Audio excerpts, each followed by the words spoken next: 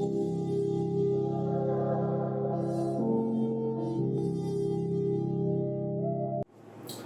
दोस्तों, क्या हाल चाल। मैं विपुल राम शर्मा एक बार फिर से आप लोगों का स्वागत करता हूं आपके प्यारे परिवार जैनवाई में।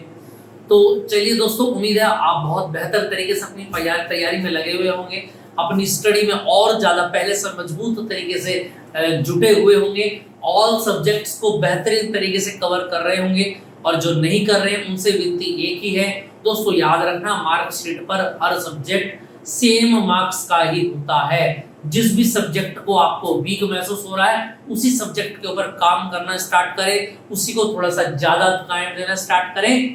तो सब्जेक्ट जिसमें आपकी रुचि नहीं है, जब आप उसको समय देंगे, उसके साथ समय बिताएंगे, तो वो आपको और पहले से बेहतर सरल लगने लगेगा, इजी लगने लगेगा। ठीक, चलिए तो न्यूमेरिकल नंबर पार्ट 2 को आज हम स्टार्ट करेंगे दोस्तों। पार्ट 1 मैंने आपको बता ही दिया था कि पार्ट 1 में क्या क्या चीजें आपको देखने को मिलेंगी, तो और बेहतर तरीके से आपको पढ़ाने की कोशिश करूंगा, जिससे कि आपका कोई भी सवाल के जवाब ना बच पाए इस क्लास के आखिर में। तो चलिए दोस्तों, इस चैप्टर की थ्योरी भी काफी इंपॉर्टेंट है, न्यूमेरिकल भी काफी इंपॉर्टेंट है। तो स्टार्ट करते हैं। 12 तक के मैंने क्वेश्चन आपको लास्ट टाइम करा दिए थे। कोई डाउट हो तो क्वेश्चन को सेंड करके भेज सकते हैं ग्रुप के ऊपर 9634519461 पर ग्रुप बना हुआ है, और वहां उटपटांग कोई बात नहीं होती है, सिर्फ मैं ही मैसेज करता हूं, तो आप मुझे मैसेज कर सकते हैं। देखिए जरा, क्वेश्चन नंबर 13 से स्टार्ट करते हैं फिर दोबारा से। और आज की क्लास में जो क्वेश्चन है वो याद रखना एलसीआर परिपथ के ऊपर होंगे। एल भी हो सकता है, सी भी हो सकता है, आर भी हो सकता है, एलसी भी हो सकता है, उधर बैठ जाओ, एलआर भी हो सकता है, एलसी भी हो सकता है, और तीनों एलसीआर भी हो सकते हैं। चलिए, तो क्या दिया हुआ है, 250 वोल्ट तथा 50 हर्ट्ज विभव का एक प्रत्यावर्ती धारा स्रोत है। अब पूरे सर्किट की बात कर रहे हैं तो याद रखना वीआरएमएस होगा 250 वोल्ट, और आवृत्ति कितना बोला है 50 हर्ट्ज की आवृत्ति बोलिए, हाँ 50 हर्ट्ज की, और 25 ओम के प्रतिरोध से जुड़ा हुआ है। और आर बराबर कितना दिया है 25 ओम के प्रतिरोध से जुड़ा हुआ है। परिपथ में धारा का वर्गमाध्य मूल बताइए, आईआरएमएस बराबर क्या है। तो सीधी सी बात समझ में आ जाती है, आई बराबर क्या होता है। अगर हम बोले V अपॉन आर और V की जगह VRMS लगेगा, तो IRMS बराबर VRMS बोलो कितना है 250, और R कितना है बोलो 25, कट के कितना हो जाएगा बोलो 10 एम्पियर। क्लियर है। नंबर सेकंड क्या हो जाता है यहाँ पर, अगर मैं बोलूं, उसने बोला है क्या कि औसत शक्ति व्यय ज्ञात कीजिए। अब औसत शक्ति व्यय देखो, अगर मैं बात करूं तो केवल क्या है, केवल आर परिपथ है, और आर परिपथ में अगर मैं शक्ति व्यय आर परिपथ में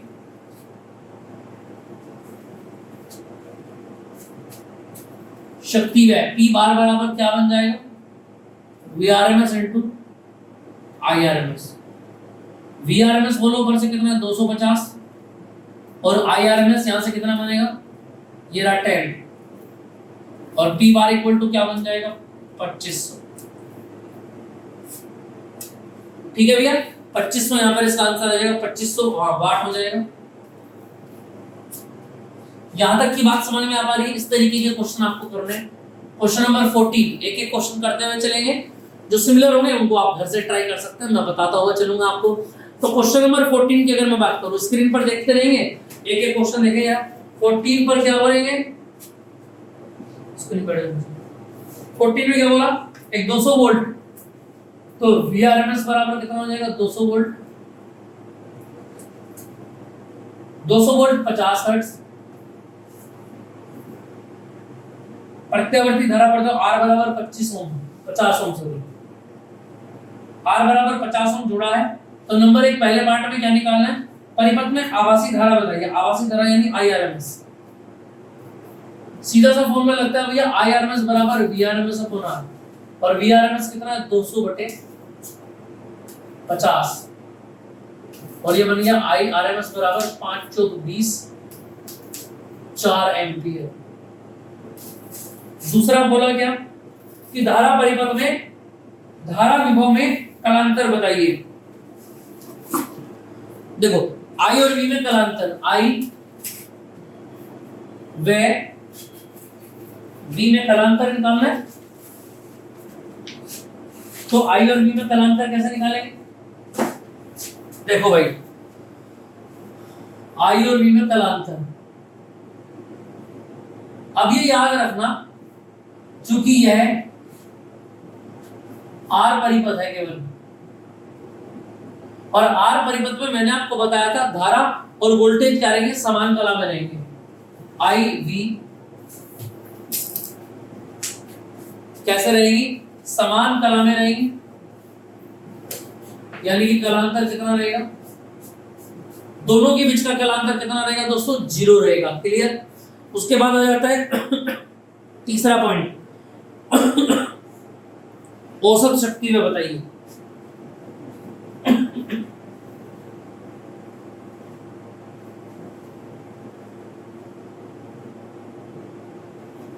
VRMS कितना है 200 और IRMS कितना है 4, 4 दूनी 8, 800 वाट आपका आंसर है। क्लियर है, फर्स्ट पार्ट भी हो गया, सेकंड भी और थर्ड भी। क्लियर है मेरी बात? यहां तक कोई दिक्कत हो तो बताइए जल्दी जरा। क्लियर बात समझ में आ पा रही है? चलिए तो दोस्तों क्लियर है ना। इसके बाद पढ़ते हैं नेक्स्ट क्वेश्चन, 13 और 14 आपका हो गया है, आगे चलते हैं। जिस भी क्वेश्चन में डाउट हो तो दोबारा से भेज सकते हैं, ग्रुप में मैं अलग से भी इसको करके आपको बता सकता हूं। ठीक है भैया। बाकी न्यूमेरिकल से रिलेटेड कोई भी समस्या हो आपकी, सीधा संपर्क कर सकते हैं। चलिए अब कुछ अच्छे क्वेश्चन आ जाते हैं। नंबर 15 पर क्या बोला गया, एक कुंडली का प्रेरक तो 0.25 हेनरी है ना, तो L इक्वल टू क्या होगा 0.25 हेनरी, और 50 हर्ट्ज की आवृत्ति है, N बराबर 50 हर्ट्ज। आवृत्ति की प्रत्यावर्ती धारा के लिए प्रेरण प्रतिघात की गणना कीजिए। XL बराबर क्या, सीधा सीधा XL बराबर क्या होता है, L इंटू ओमेगा, और L इंटू ओमेगा होता है 2 पाई n, और XL बराबर L कितना होता है बोलो 0.25, 2 पाई और n की वैल्यू कितनी होती है 50, पॉइंट हटाया तो नीचे 100 आ गया, और 25 चौका 100 भैया, 4 से इसको काटा तो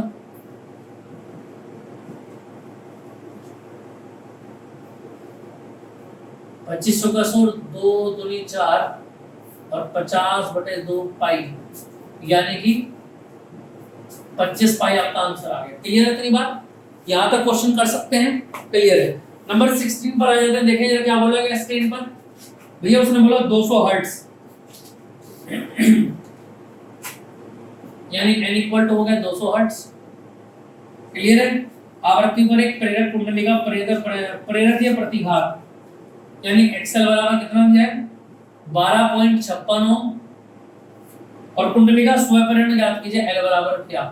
तो XL बराबर क्या होता है याद रखना, L इंटू ओमेगा, और ओमेगा को खोल देंगे 2 पाई n। क्लियर, L निकालना है यहाँ से, तो XL अपॉन 2 पाई n आ जाएगा। बोलो XL कितना आएगा 12.56, 2 पाई और n की वैल्यू कितनी है बोलो ऊपर से 200। इसको सोल्व कर लेंगे, यहाँ से L की वैल्यू आ जाएगी। क्लियर है भैया?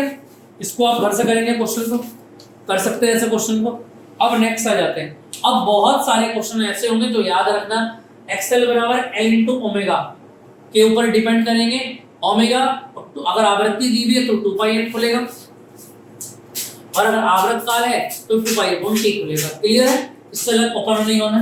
इसके बाद बात करते हैं नंबर 17 पर। देखें जरा, एक कुंडली का स्वयं प्रेरक 0.25 कॉपी पे चलो, 0.25 है ना। हाँ, क्वेश्चन नंबर 17 0.5 सॉरी, स्वयं प्रेरण दे रखा है, L की वैल्यू दे रखी है 0.5, कितनी आवृत्ति पर, n बराबर क्या, और प्रेरण प्रतिघात यानी XL बराबर कितना है 3140 ओम। क्लियर है इतनी बात? यहां से आप सीधा फॉर्मूला लगाएंगे। ठीक है, XL बराबर L इंटू ओमेगा, और ओमेगा को बोल देंगे 2 पाई n में। वहां से इसको सोल्व करेंगे। अगला क्वेश्चन आ जाता है क्वेश्चन नंबर 18, और क्वेश्चन नंबर 18 में क्या लिखा हुआ है 60 माइक्रोफैराड धारिता वाले, है ना। ये C की वैल्यू दे दी उसने, माइक्रो हटाएंगे तो 10 की पावर -6 से मल्टीप्लाई हो जाएगा।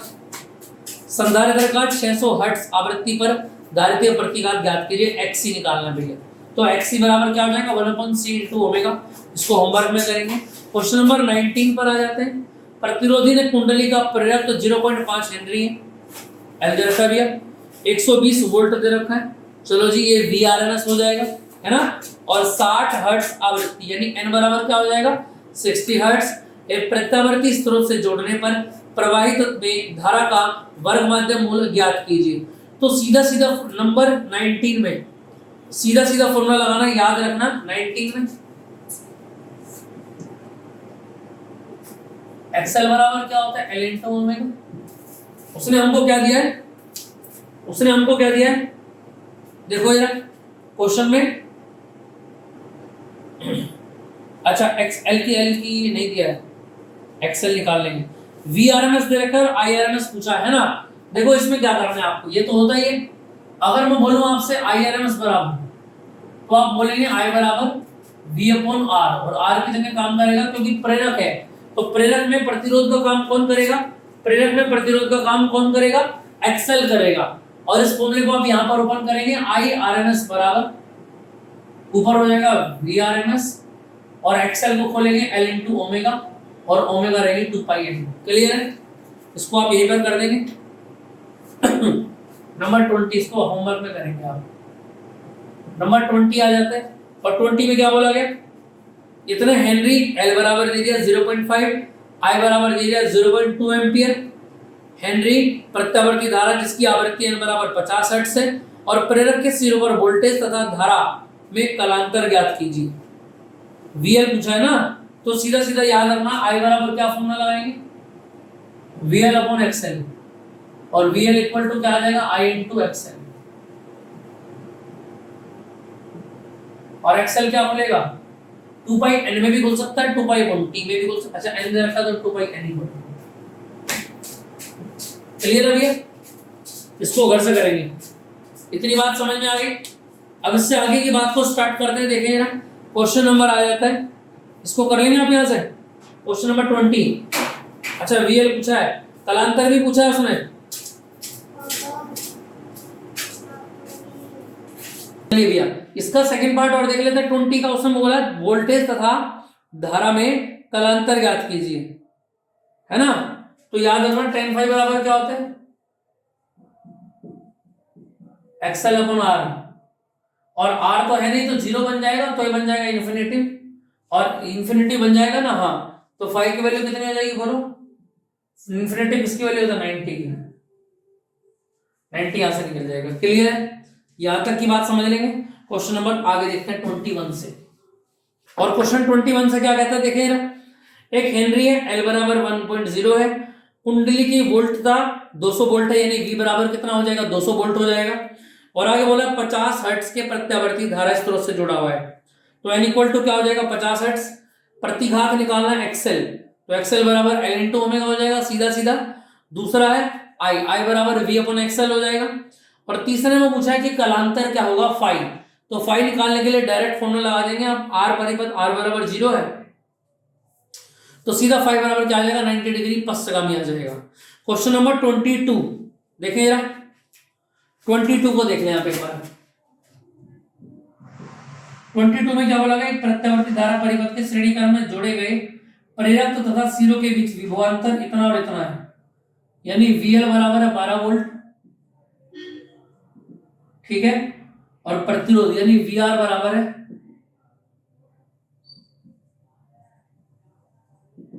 16 वोल्ट। संपूर्ण विभवांतर ज्ञात कीजिए, V बराबर क्या, तो याद रखना LR परिपथ में, तो याद रखना V equal to under root VR square plus VL का स्क्वायर। VR यानी 16 का स्क्वायर और VL यानी 12 का स्क्वायर। क्लियर है, यहां से अगर मैं इसको सोल्व करूंगा तो कितना आएगा 256 आएगा, और यहां से 144 आएगा, यानी कि यहां से अगर आ जाएगा कितना 400, 400 को कितना आ जाएगा 200 वोल्ट। क्लियर है, इतनी बात समझ में आई बात। ये फॉर्मूला आप याद रखेंगे, इस फॉर्मूले से ही काम हो जाएगा, P equal to under root VR square plus VL का स्क्वायर। ठीक है, आगे के 3 से 4 प्रश्न बिल्कुल ऐसे ही है। क्लियर है, देखिएगा। इसके बाद आ जाता है क्वेश्चन नंबर 23। परिपथ में चौकुंडली तथा प्रतिरोध श्रेणी क्रम में लगे गए हैं। परिपथ में 130 वोल्ट का विभवांतर लगाया गया है। प्रतिरोध के सिरों पर वी स्क्वायर दे रखा है, वी आर दे रखा है, वी एल निकालना है, तो सीधा सीधा यही फॉर्मूला लगेगा, वी एल को अलग निकाल देना, आंसर आ जाएगा। क्वेश्चन नंबर 24 को देखें अगर मैं बात करूं, एक सीआर परिपथ 5 वोल्ट के प्रत्यावर्ती धारा स्रोत से जुड़ा है, संधारित्रों के सिरों पर प्रतिविभांतर इतना है, वी दे रखा है 5 वोल्ट, वी आर निकालना है और वी सी दे रखा है 3, तो आरसी या सीआर परिपथ है, इस फॉर्मूला लगा देंगे, वी स्क्वायर बराबर V R square plus V C का स्क्वायर। क्लियर? चलिए क्वेश्चन नंबर 25, एलसी परिपथ है और एलसी परिपथ में क्या करना है, 50 वोल्ट है, सी परिपथ में विभवांतर 30 वोल्ट है, प्रत्यावर्ती धारा स्रोत का वोल्टेज कितना होगा, वीएल डिफरेंस 50 में से 30 गया 20 बचेगा। क्लियर? इतनी बात समझ में आई कि नहीं है? यहाँ तक कोई दिक्कत किसी को? कर लेंगे ऐसे क्वेश्चन। चलिए तो दोस्तों फिर मिलते हैं नेक्स्ट क्लास में और बेहतर क्वेश्चंस के साथ, नहीं तो अगर ये कंप्लीट हो चुका होगा तो आपका नेक्स्ट चैप्टर स्टार्ट हो जाएगा वैद्युत चुंबकीय तरंगे, जिसको हम एक क्लास में वन शॉट में ही खत्म करने की पूरी कोशिश करेंगे। ठीक है दोस्तों, तब तक बने रहिए हमारे साथ, चैनल को ज्यादा से ज्यादा शेयर और सब्सक्राइब कीजिए, यही आप लोगों से विनती है। अगर हमारी मेहनत आपको कामयाब लग रही हो और पसंद आ रही हो 10% भी, तो दोस्तों 10% का ही हक अदा कर देना, एक शेयर से, एक कमेंट से और एक लाइक से। ठीक दोस्तों, जय हिंद।